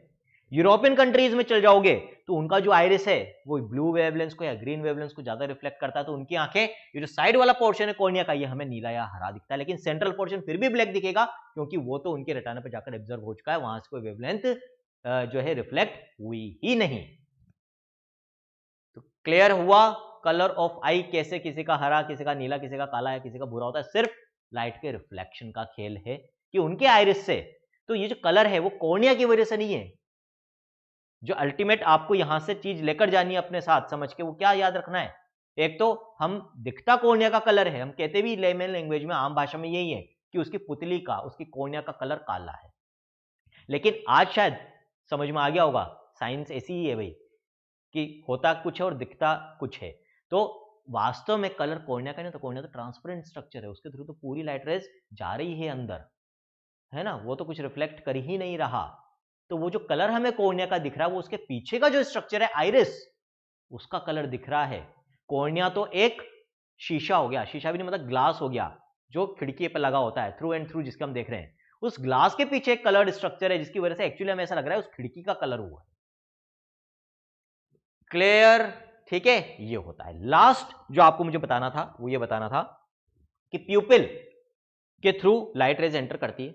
जब बहुत ज्यादा आपने देखा होगा कि जब हम एकदम से अंधेरे कमरे से धूप में जाते हैं तो कुछ फ्रैक्शन के लिए हमें फ्लैश ऑफ लाइट महसूस होता है ना, चुंधिया जाती है आंखें, हम प्रॉपर्ली देख नहीं पाते। अगेन वहां पर भी लाइट बहुत ज्यादा लगती है। क्यों? क्योंकि जब हम डार्क में थे तो वहां पर लाइट कम थी, तो वहां पर जरूरी क्या था कि प्रॉपर्ली देखने के लिए ज्यादा से ज्यादा लाइट अंदर जाए, रेटाने तक जाए। उसके लिए ये जो आइरिस के बीच में अपर्चर होता है प्यूपिल, इसका चौड़ा होना जरूरी है, डायलेट होना जरूरी है। आइरिस में दो तरह की मसल्स होती है बच्चों, यहां पर मैंने दो तरह की मसल्स बना रखी है ना। एक आप देख सकते हैं ब्लैक कलर से रेडियल, इस तरह के फाइबर्स हैं उसमें, मसल फाइबर्स। और एक रेड कलर से मैंने क्या बना रखी बच्चों, सर्कुलर मसल्स बना रखी है। आई थिंक दिख रही होगी दोनों, है ना, थोड़ा पतले पेन से है लेकिन आई थिंक फिर भी दिख रही होगी। ठीक है, जब मैं अंधेरे कमरे में होऊंगा तो क्या जरूरी है, वहां ऑलरेडी कम लाइट है, मैं चाहूंगा ज्यादा से ज्यादा लाइट इस प्यूपिल के थ्रू जाकर रेटिना तक पहुंचे। उसके लिए मेरा प्यूपिल डायलेट होना, चौड़ा होना जरूरी है। वो कैसे चौड़ा होगा, इस समय जो सर्कुलर मसल्स है ये तो रिलैक्स्ड रहेगी, ठीक है, लेकिन जो रेडियल मसल्स है ये कॉन्ट्रैक्ट होएगी और ये बाहर की तरफ कॉन्ट्रैक्ट होती है। तो ये आइरिस को बाहर की तरफ खींचेगी, आइरिस को बाहर की तरफ खींचेगी तो ये पर्दा बाहर की तरफ जाएगा और ये प्यूपिल डायलेट हो जाएगा, है ना, क्या हो जाएगा, प्यूपिल डायलेट हो जाएगा। तो ये जो रेडियल मसल्स है जो अंधेरे में प्यूपिल को डायलेट कर देती, चौड़ा कर देती ताकि ज्यादा से ज्यादा लाइट रेज अंदर जाए, इनको हम कहते हैं डायलेटर प्यूपिले मसल्स। क्या कहते हैं, डायलेटर प्यूपिले, नोट्स में लिखा हुआ है बच्चों। ठीक, इसका जस्ट उल्टा, जैसे अब मैं अंधेरे कमरे से उजाले में जाऊंगा तो क्योंकि अंधेरे में प्यूपिल क्या था, डायलेटेड, जैसे आप अंधेरे से उजाले में गए तो वो जो डायलेटेड प्यूपिल चौड़ा हो रखा था उससे अब बाहर तो बहुत ज्यादा लाइट है, धूप है बहुत ज्यादा, और जैसे ही आप बाहर जाओगे थोड़ा सा तो टाइम लगेगा ना इसको भी एडजस्ट करने में अपने आप को। उस टाइम में ज्यादा लाइट रेज एकदम से आपके रेटिना पे पहुंच जाती है, इसकी वजह से फ्लैश ऑफ लाइट आपको महसूस होता है, आपकी आंखें चुंधिया जाती है। लेकिन अगेन इतना अच्छा आपको सिस्टम बनाकर दिया है ऊपर वाले ने, जैसे ही आप उजाले में जाते हो ये रेडियल मसल्स तो रिलैक्स कर जाती है और ये सर्कुलर मसल्स जो है ये कॉन्ट्रैक्ट करेगी और प्यूपिल का डायमीटर कर देगी कम, ताकि अब क्योंकि धूप है बहुत ज्यादा, ऑलरेडी इतनी ज्यादा लाइट है, बहुत ज्यादा लाइट में भी आप क्लियरली नहीं देख पाओगे, अब थोड़ी कम लाइट रेज आपके रेटिना तक जाना चाहिए। उस समय अब आपकी ये सर्कुलर मसल्स कॉन्ट्रैक्ट करके एक इंस्फिंक्टर की तरह काम करेगी, डायमीटर ऑफ प्यूपिल को कम कर देगी। इसीलिए इनको हम कहते हैं कॉन्स्ट्रिक्टर प्यूपिले मसल्स और इंस्फिंक्टर प्यूपिले मसल्स, क्योंकि प्यूपिल को कॉन्स्ट्रिक्ट कर रही है। तो दो तरह की मसल्स मैंने आइरिस में बताई, जबकि सिलेरी बॉडी में एक ही थी, सर्कुलर मसल्स, ये याद रखना बच्चों। तो इसी के साथ आई बॉल में जो कुछ भी आपसे पूछा जा सकता है, चाहे कोई सा भी एग्जाम आप दे रहे हो, सब कुछ मैंने आपको पढ़ा दिया है। नीट में कहीं से कहीं तक कोई क्वेश्चन आपका नहीं अटकने वाला आई बॉल का, इसकी श्योरिटी, इसकी गारंटी मैं दे रहा हूं। और श्योरिटी के लिए भी ऐप के ऊपर क्वेश्चन प्रैक्टिस करनी पड़ेगी आपको, कुछ चीजें क्वेश्चंस के अंदर भी आती है। फिर बुक भी है बच्चों मेरी एनसीईआरटी कॉन्करर के नाम से, नीट बायोलॉजी एनसीईआरटी कॉन्करर, जिसमें हमने एनसीईआरटी बेस्ड क्वेश्चंस भी दे रखे हैं, क्यूआर कोड सिलेबस के भी क्वेश्चन दे रखे हैं, प्रीवियस ईयर क्वेश्चंस भी आपको दे रखे हैं, उसको भी आप परचेस करके प्रैक्टिस कर सकते हो। वो भी सिर्फ और सिर्फ एक्सक्लूसिवली हमारी ऐप के थ्रू ही ऑर्डर हो सकती है और किसी प्लेटफॉर्म के थ्रू नहीं। तो यदि आपको वो बुक चाहिए बच्चों एनसीईआरटी कॉन्करर, तो उसके लिए भी आपको सोचिंग ऐप डाउनलोड करनी पड़ेगी, वहां से आप ऑर्डर कर सकते हो ऑनलाइन, वो आपको डिलीवर कर दी जाती है थ्रू कोरियर। ठीक है, तो this is all in this lecture. एक और लेक्चर हमें लेना पड़ेगा न्यूरल कंट्रोल एंड कोऑर्डिनेशन का, जिसमें हम ईयर पढ़ेंगे। एंड आफ्टर दिस लेक्चर बच्चों I have to go for a surgery call. तो इसीलिए आज का जो एक और लेक्चर शेड्यूल था मॉलिक्यूलर बेसिस ऑफ इनहेरिटेंस, उसको रीशेड्यूल करना पड़ेगा, टाइम टेबल रिवाइज करना पड़ेगा, जो कि शायद अब आपकी आदत हो चुकी होगी, है ना। सर्जरीज की वजह से थोड़ा बहुत हमें रीशेड्यूलिंग करनी ही पड़ती है, बट पढ़ाई कंटिन्यू रहेगी, हम लगातार ऐसे ही पढ़ते रहेंगे तो गारंटी दे रहा हूं जीत हमारी, है ना। इस चीज की श्योरिटी मैं दे रहा हूं कि भाई टाइमली जितनी जो चीजें जब जरूरी है आपको मिलती रहेगी, टाइमली आपका सिलेबस हो जाएगा, हम रिवीजन भी करते रहेंगे, क्वेश्चन प्रैक्टिस भी करते रहेंगे, सब हो जाएगा। चीज इतनी सी है, मेरे साथ 7 मई तक पढ़ते रहो।